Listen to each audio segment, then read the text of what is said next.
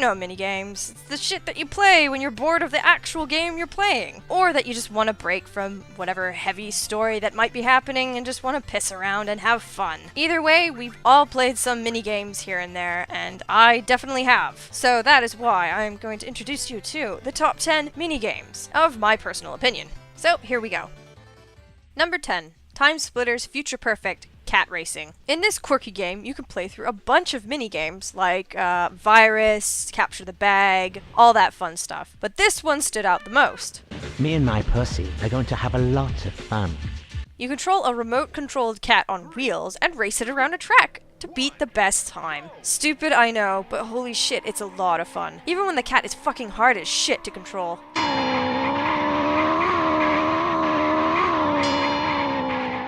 Number 9. Dragon's Crown Camp Eating. You and your party gather around the campfire.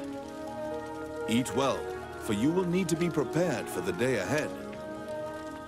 When this minigame suddenly popped up, I had no idea what I was doing. In Dragon's Crown, you can go on adventure sprees, and once you complete certain places, you are brought to a campfire and told to cook as much as you possibly can, from demon's hearts to wyvern steaks. You get battle bonuses depending on how much you ate, but this can be very competitive as you can steal other people's cooking, and making the perfect dish is so rewarding.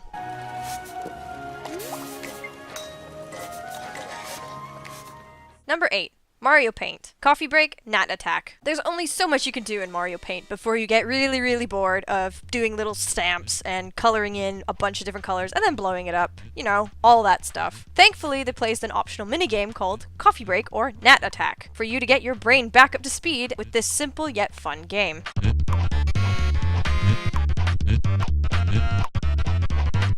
You are a hand with a face, and must swat away all the bugs and eventually defeat the boss bug at the end of each level. You can continue this for as long as you want, but it gradually gets harder and harder with more annoying bugs appearing. But it's still fun!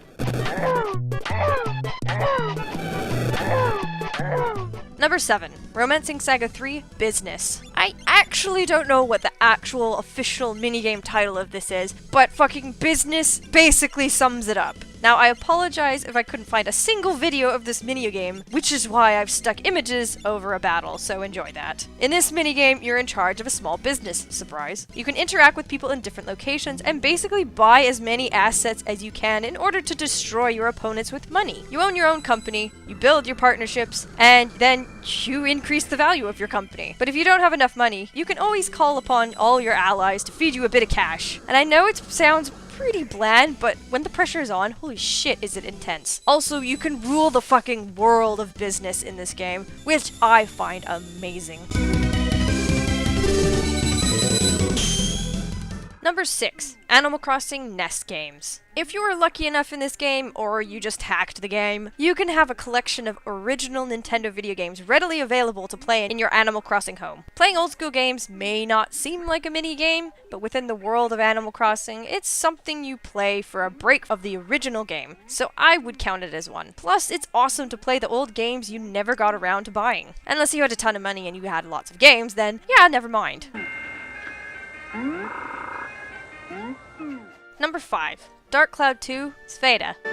Looks like we got them all. As much as I like this game, I equally hate it as much as the difficulty of it. Like, oh my god. In this game, you are basically playing golf, where the ball changes color from blue to red, and to blue and red again, depending on bounces and deflections. The hole, which is a dimensional rift, is colored either blue or red. If the ball is the same color as the portal, it will repel one another and screw up your shot. If they're opposite colors, then it will magically repair itself and leave you a nice treasure. The difficulties vary from dungeon to dungeon, as some of them don't have edges and the ball can fall into that and you fuck up. The distance of the shot and the numbers of shot you are given also influence the difficulty. Sometimes you're a simple straight shot away. Other times, you're on the opposite side of the map with no hope in hell. And the only time you get to play it is if you finish and clear a map. So if you screw up and you really wanted to finish it, well, you gotta redo the entire map all over again. So have fun!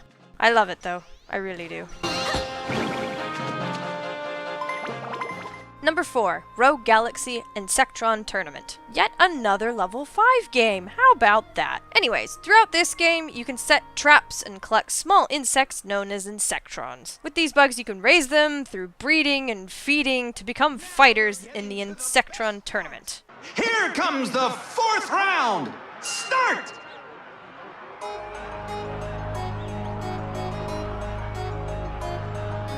Each bug has a different set of attacks. Some can shoot from distances, while others can do short-range slicey moves and all this other crazy shit. In the tournament, you have attacks and special moves for each bug, and they are moved in like a tactical turn-based game like Final Fantasy Tactics to fight it out. It's addicting enough catching the bugs and raising them and loving them all the same, but to make them become hulking machines of death, that's even more fun, especially when you crush the competition with them.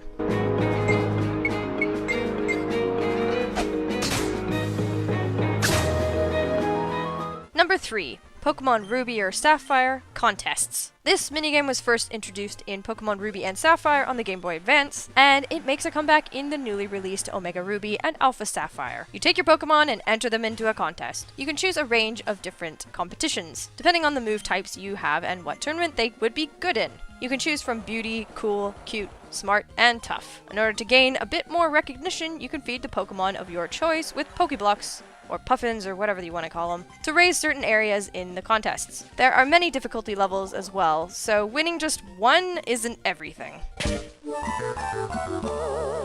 Number 2.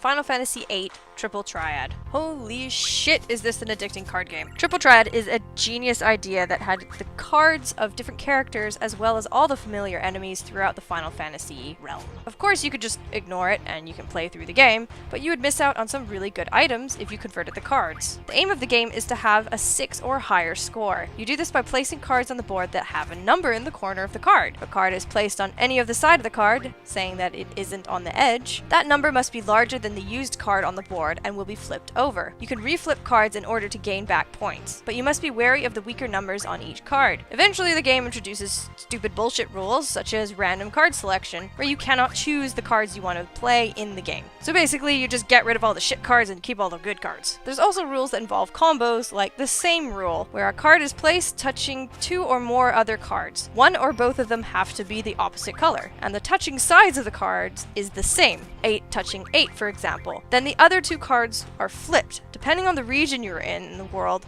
there can be a stack of rules that can turn a simple game into a brain-breaking puzzle. Still fun. Number 1. Resident Evil 5 Mercenaries.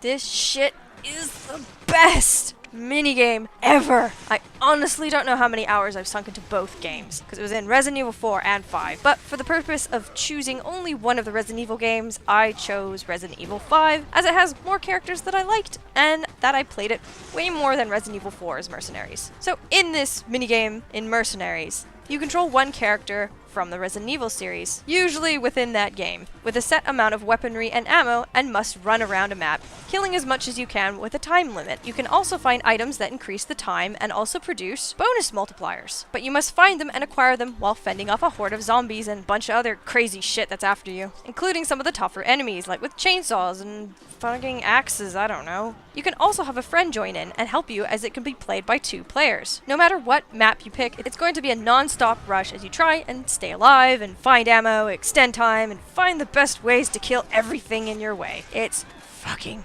great.